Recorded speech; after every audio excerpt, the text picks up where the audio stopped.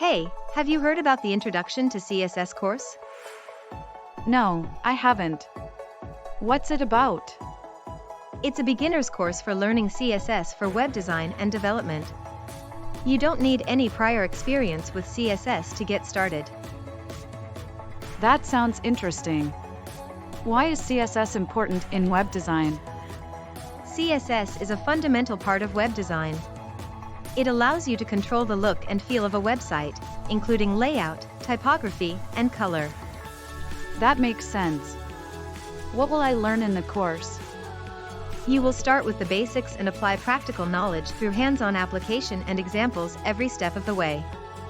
By the end of the course, you will have learned to apply fundamental design elements in CSS to create a beautiful and functional user experience. That sounds like a comprehensive course. Where can I find it? You can get in touch with iLet Solutions for any information relating to the course.